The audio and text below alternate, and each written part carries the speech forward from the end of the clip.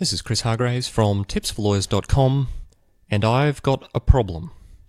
But that's okay, because you've got a problem too. In fact, probably most lawyers you know have this problem. And it's what we're going to talk about today. This is the Tips for Lawyers podcast, episode number 15. I botched the episode numbers last time, so hopefully this time it is actually episode 15 and I don't need to go and re-record an introduction correcting it later. But I'm pretty sure it is, and if it is, it means you can find the show notes at tipsforlawyers.com/episode 015. And today we're going to have a talk about step-by-step improvement. Now, the problem we've got, and I've got, and you probably have, is perfectionism. We overthink things. Lawyers are trained to analyze every minuscule detail of every fact, of every facet, of everything that we do. And as a consequence, we get stuck in a real problem when it comes to our professional and career, which is we overthink everything and we make everything bigger than it has to be. Now, what do I mean? Let's take an example. A law firm wants to create a new website. Now, that can be a significant undertaking, obviously, and in the past I've heard of places who charge law firms just staggering sums of money to create a website. But what they end up doing is they go through a process like this. Firstly, someone says, maybe we should think about getting a new website or upgrading our current website. And then they have a conversation about that, and they generally get caught up in a bit of a discussion, why or what's wrong with the existing one. Is it mobile responsive, or can anyone read it on their iPhones but not on their Windows phones, or whatever. And then as a general rule, there might be a committee. So we might form a little committee. We might have 2 or 3 people put in charge of spearheading the process of updating or changing or putting in a new website. And then the committee, of course, needs to think about what expert knowledge they're going to need. So do we need a website designer? Are we going to need some new content? Do we need people to have new photos for the website? And so then they think about the professionals that are involved. But by and large, what they're going to do is they're going to get probably someone to come in and do a review of the existing website. And they're going to spend a lot of money. It's going to be a consultant. They're going to spend lots of money of the firm doing a review of the website. And they're going to tell you all the things that are wrong with the existing website from their particular perspective. And then they're going to say, but that's okay, because we know that we can get a new website up and running for you that's going to address all of these issues, and that's going to cost you a small fortune.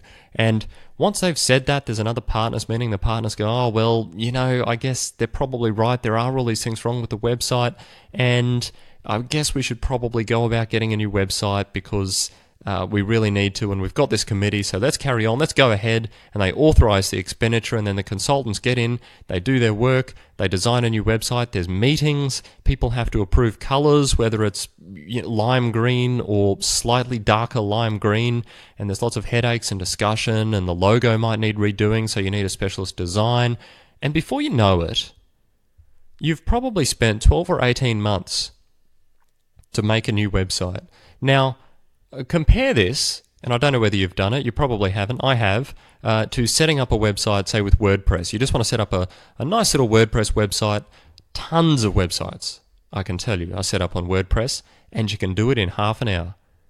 Now, that might be a little bit under what the law firm actually needs, and probably the law firm's going to need more than a specific WordPress website, but you can see the difference, can't you? On the one hand, say a sole trader, not a law firm of any size. On my first example, chances are you're talking about a law firm with a couple of hundred people. But what about the sole trader? He goes, you know what, I don't have a website and I feel like I'm missing out because it's 2014 and the internet will shortly take over the world if it hasn't already. And I need to develop a website.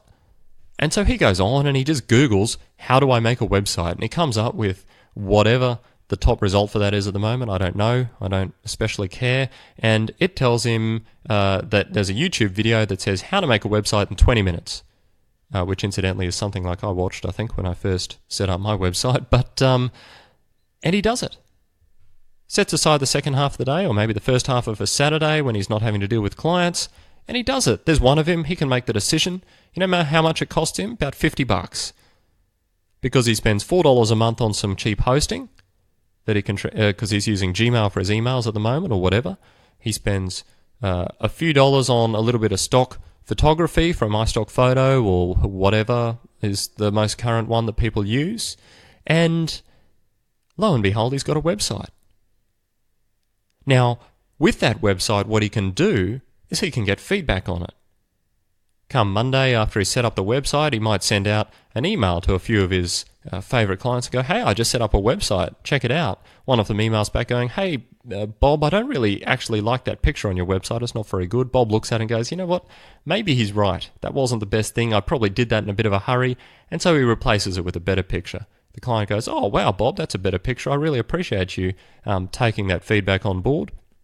Maybe someone contacts him and says, hey, there's no real telephone number, or it's not easy to find. You've hidden it in the bottom of a page somewhere, and I can't find your telephone number. And Bob goes, you know what, that's right too. Maybe I need to put the telephone number somewhere.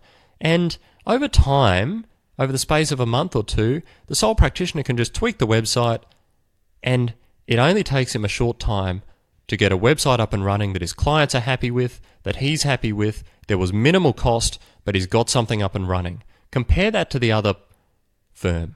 Compare that to the one that chose to make a mountain out of this particular issue and to spend a fortune on it and for it to take a huge amount of time.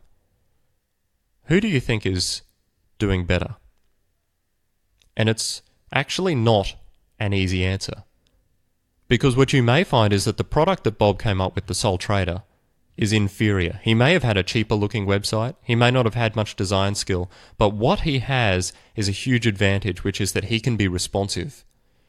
He can respond to issues that people raise from his existing clients, from people he trusts. He can get feedback, he can tweak it, and because he's in control of the process, he can manage it. It hasn't gotten out of hand.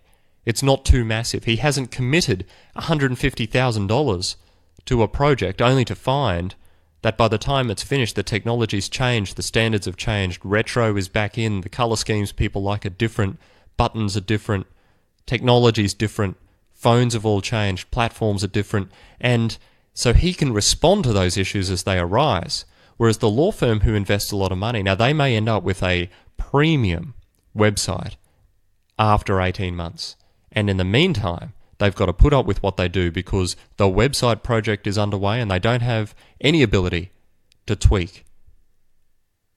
And so that's why lawyers have problems. We overthink things. Now, obviously, most of us can't influence those kinds of law firm-wide decisions, and so that was really just an example. But I wonder how much we think about those kinds of things ourselves in our own day-to-day practice, in our own career decisions, in our own professional life. And what I'm really talking about is a concept, it's getting around in a few different formats at the moment. I think originally it was called the minimum viable product. And what it really means is that what you need to be able to do to be successful is to get something off the ground faster and be able to react to feedback on it. And that's the best way and the fastest way to get off the ground, because the big thing you're getting that you don't get if you try and get everything perfect before you release anything is you get the opportunity for feedback. Now, I have heard it called different things. Today I'm going to refer to it as minimum viable improvement. And that's really what Tips for Lawyers is about. It's about how to improve your career, and one of the critical aspects I think it would be important for us all to try and implement is the concept of minimum viable improvement. Because at the end of the day, we're mostly fine at a lot of stuff. We don't necessarily need to go and dramatically change the way we approach our professional lives, but what we can get in the habit of doing is tweaking. How do I record my time? Is there a way I could capture it more accurately? Could I do it better? These are the things we need to think about. Not just time, obviously, that was just one example, but we need to think about, are there tweaks I can make? Are there pivots I can make in the way I'm currently approaching my professional life and my professional practice that would make improvement over time? What feedback am I getting from people? How are people reacting to things? Are some styles of letter getting a better client response than other styles of letter? Are some people more abrasive to us when we behave in a particular way? Do clients appreciate phone calls, emails, letters? what is working for us and what is working for a particular client, and how can we capitalize on that information to be able to tweak the way we do our day-to-day practice and approach our professional lives. So today, what I wanted to encourage you to do is to take a look at a few areas and perhaps look at a different way of developing a career plan. And I use the phrase very loosely because a career plan is really normally a monumental waste of time. And the career plan is the classic young lawyer example of the law firm that I just gave. What we do is we invest heaps of time and energy and effort and thought, and we worry about it. What should go in our career plan? Where do we want to be in 1, 2, 5, 10 years? We get this big strategic plan under place, and then we put it in a drawer. In a year's time, we might dig it out when we're cleaning out our desk, and we look at it and go, wow, we didn't do any of those things. They sounded great at the time. Gee, I wish I'd actually accomplished something in the time I had available to me, instead of doing nothing. And so what I wanted to encourage you to do is to take a different approach to your career planning and just plan one thing. Plan one improvement. And then get that underway immediately. If you have an issue that needs improving, identify it, tweak it, see if it works. If it doesn't, tweak it a different way. If it does, then you are better tomorrow than you were today. And if you do that every day of every year, how much further ahead do you think you'll be than the person who takes their career plan, spends a week doing it, puts it in a drawer, and then doesn't accomplish any of it because they don't have time to go back and do it? And there's a few reasons for this. The first is that we're all really busy. That in itself is why I'm really appreciative of those of you who listen to this podcast. But the fact is, all lawyers are busy all the time. And if we're not busy at work, we're busy at home. And so we do have a lot to do from time to time and from day to day. And so coming up with an unachievably large career plan is really not a feasible way of approaching professional improvement in our lives. We need to spread our improvement out and focus on the smaller areas that we can improve on a daily basis. Now, I'm not saying we shouldn't have big goals. We should have big goals. We should have things that we really want to achieve and things that we want to do better. But we need to break them down into smaller pieces so that each day we're working towards the bigger goal, but we're achieving something in the process. So rather than coming up with a plan that says, I'm going to achieve something colossal in the next year, come up with a plan that says, my goal is colossal thing, and tomorrow I am going to do this. So let's take an example. I want to exceed my budget by 10%. Now, what are the component pieces of exceeding your budget? The first is having enough work. The second is recording your time sufficiently so that your billable time, or however it is you record what you're doing or that you actually get towards a billed product, is accurate and is complete and is high enough to get you to 110% of the budget. The last one is, or the third one is, billing that time that you're recording as a general principle, or billing enough of it that you're getting above budget. And the final one is getting paid. Because I'll bet your law firm doesn't count it if you don't get paid. If it's a bad debt, if you've got to sue someone to recover it, chances are that's not going towards your budget. So there are some pieces there that you can be working on, and each of those also has parts of it too. Getting more work. What do you need to do to get more work internally? Does it need to be more widely known that you don't have enough work to do?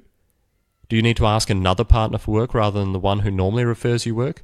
Do you need to maybe look at branching into another area? If your work group or your area is particularly slow and you have no other productive, useful things to be doing with your time, and I should say that can include networking and marketing if your firm encourages that for you at your level.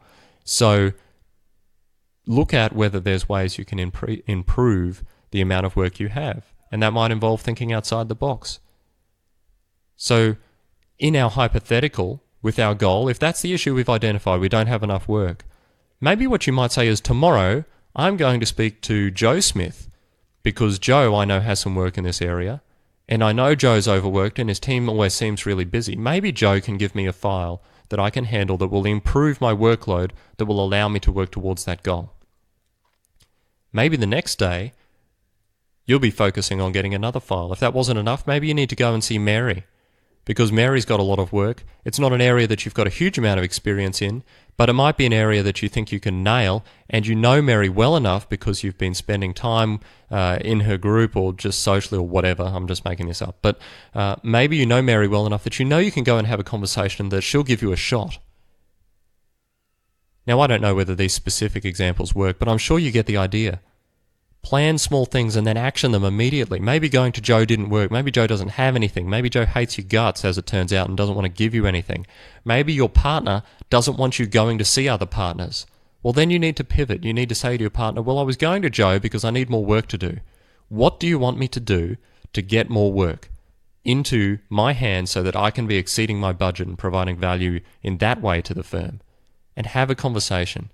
Now, I know some partners are unapproachable, and I'm not suggesting you do anything that's going to get you fired, just in case that wasn't clear, but I am suggesting that what you need to do is to take smaller steps to achieve bigger goals, and that as you do them on a constant and consistent basis, that you will find yourself far more advanced than the person who sits down and puts tons of effort into planning a plan, only to find it unachievable at the end of the day.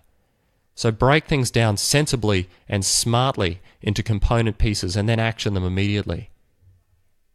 Make wise decisions. If you want to write down your goals, that's fine. I've got no issue with writing down goals. I do it myself sometimes. It helps me visualize. It helps me see in black and white, is that really my goal, or is my goal something else? Just thinking about it doesn't really help. Sometimes writing it down does help. But don't get married to the process of writing down the goals and having the piece of paper. Get married to the process of implementing the smaller pieces that make up the existing goal at the end of the day. Because those are the ones that are going to get there. And if you find you don't meet your goal, that's not the end of the world.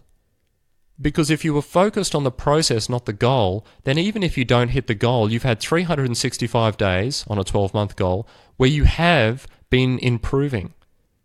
And you've also got 365 days worth of knowledge of what works in your firm, what doesn't work in your firm, what works for you, what you've been successful at, what you've been unsuccessful at, what you'd like to try again.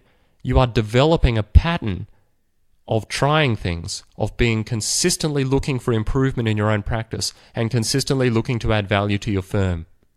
And that, at the end of the day, is going to make you a valuable contributor. It's going to make you essential to your firm. It's going to help you stand out as someone who each year far surpasses where they were the previous year. And you can apply these techniques to anything. You can apply it to technical improvement in your field, to learning something new about the field. You can apply it to client service. You can apply it to billing processes. You can apply it to marketing and networking. Really, if there's a goal that you can set, you can apply this process to anything, and I'd really encourage you to. So look for the minimum viable improvement. There is an emphasis on viable. I'm not encouraging stupid decisions, and I'm not encouraging you to try things that make no sense. I'm encouraging you to formulate what works and what doesn't. Try it today. I look forward to hearing your feedback. Send me an email. Let me know how it goes. If you need help breaking down your goal, get in touch with me. At the contact page on the website, that's pretty easy to do. I don't mind lending a little bit of a hand. I do have my own life to run as well. So, but if you do want to leave a comment, I'd be happy to offer some suggestions. tipsforlawyers.com/episode 015. Thank you for listening. Strive for minimum viable improvement, and let me know how you go. I'll see you next time.